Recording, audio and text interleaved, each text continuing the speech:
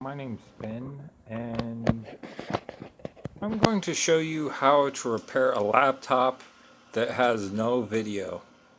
Now at this point, if you have a laptop that has no video, you turn it on, it seems to want to start up, but nothing goes to the display. So at this point, you're probably changed the RAM, change the hard drive, change the power cord, change the battery, change whatever, and realize that still no video. At this point, you're going to want to plug in an external monitor to make sure that it's not just the screen that is dead. In this case, I plug in the monitor, still nothing. I hit the function keys, nothing. So, at this point, I know that this laptop in one time got so hot that the video chip separated from the main board. And in this video, I'm going to attempt to show other people how to repair that. If I waste your time, I'm incredibly sorry, but I hope that this video reaches people and kind of helps them out, because I know I'm a computer technician and I don't have a ton of money. And anyways, let's get to the chase. So you're going to want to remove the battery, and after that, remove all the screws. Now there are 3 things you will need: a heat gun. This I got at a yard sale. It's great. Basic screwdriver kit. Like this screwdriver I bought came with like 12 different tips at Harbor Freight for less than $4. I also suggest getting a tub or something you can put all the parts in, just in case something happens, you don't lose anything. And what else I like to do is get a piece of paper and write where you got certain sets of screws, so you know where they all go back. So let's get started. I'm going to remove these 3 screws. After I do that, you'll see that the plate comes off. You want to remove this Wi-Fi adapter and the RAM. Then you're going to remove the hard drive. In this case, there isn't one. And then find the screw for the CD-ROM drive. As you can see, mine's right there. And then pull out the CD-ROM. Then after you get the CD-ROM drive out, continue to remove all the screws.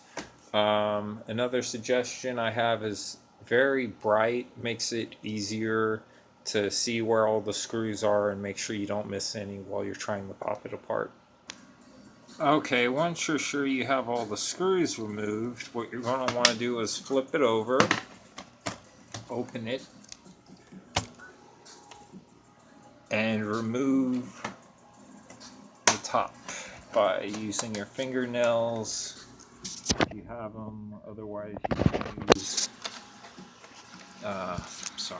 you can use whatever you, like a putty knife or something. This one's actually taped. But anyways, you want to go from this corner all the way around to this corner. Okay, there's one thing I missed that I'm going to point out.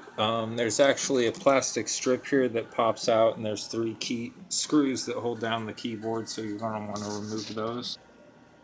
Once you have those removed, disconnect any wiring harnesses you see. Be very careful while you do that. Okay, I'm sorry if I'm wasting your time, but there are more screws under the keyboard that you have to remove. Once you remove those screws, the base just comes right off. And then you're down to the main board. So on here, you'll see this piece of plastic that you want to take off and save. And if it's wet, then maybe somebody spilled something on your laptop, but it just peels right off here.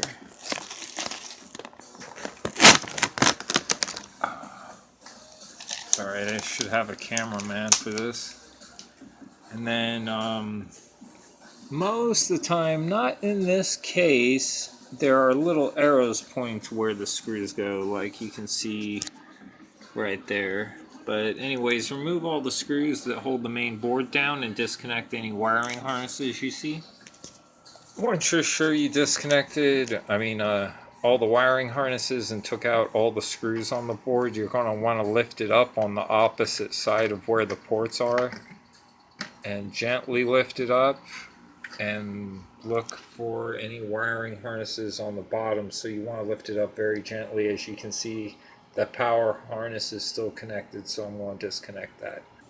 Once you've done that, sit the board down with the heat sink part up, and you'll see here there's numbers 1, 2, 3, and 4, and you're going to want to turn 3 times. 1, 2, 3, 4. 3 turns and go around it about 4 times, turning each screw 3 times, and then remove the heat sink. Make sure you disconnect the fan, and the heat sink should come right off. Now in this case, this is the video processor. It might be the South Bridge, North Bridge, but either way, one of these 2 chips, or maybe both of them, has separated from the main board. And it is extremely important that you have thermal paste. You should be able to get this at any Best Buy. The heat gun, screwdrivers, you can get at Harbor Freight or wherever. Trying to save money here. So you're going to want to remove the processor by turning the switch, which I might be able to do with my fingernail, maybe not. But you basically just turn this and pull the processor right out. You're also going to want to remove the time battery. Unless it's soldered to the board, then you'd have to solder it and solder it back on again. Some of them are like blue plastic case with a wire. You can just disconnect that. So let's cut to the chase. Okay, here's the heat gun.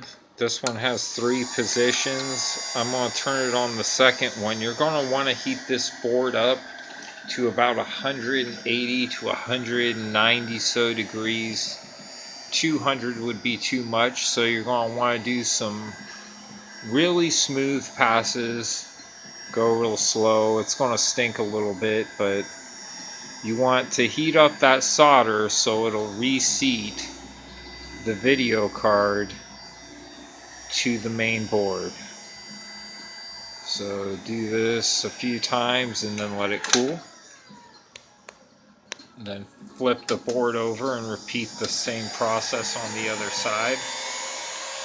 You're only going to want to focus it on the area where the video chips are, because everything else should be fine, but I always go over everything just a tiny bit. But in this case, we want to get that part to the right temperature, and you'll see sometimes it bubbles up a bit. That's when you want it to cool down. Like if you look really close, I don't know if this camera will show it, but you can see they're actually let's see, getting a bit shinier. Okay, once that's done, you're going to want to put the processor back in its spot.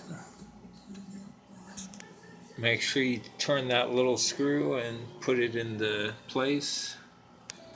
Then remove all the thermal paste from the heatsink and the processor and apply new thermal paste. You don't need a lot of it, just make sure it's on there level. Sorry, bad cameraman. Okay. You're going to tighten it down the same way you removed it. 1, 2, 3. 1, 2, 3. Simple as that. Okay, now at this point, what I would do, if you can, is attach an external monitor and power the board and see if your external monitor has a display. If it has a display, it's fine, you can put it all back together. But in this case, this one has a daughter board with the VGA port. So I'm going to put the whole thing back together and show that it works, because I wanted this video to be 10 minutes long. Alright, as you can see, I put the laptop back together for the most part. So I'm going to plug it in. And this is what I call the moment of truth.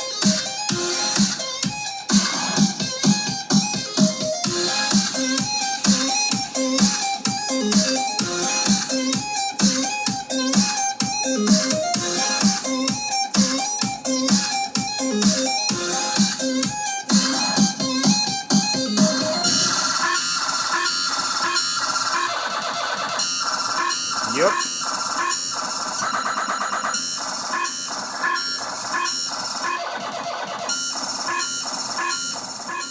So, I'm going to post this on Facebook. If any of you have a laptop that is like this one, you can see I can fix it, no problem. I'll probably post this on YouTube, maybe make a better one, but for the time being, I hope that will help somebody out there that bought a laptop that ends up doing this and not having to throw it away and not have to pay Best Buy $800 to throw it away and give you one for $400.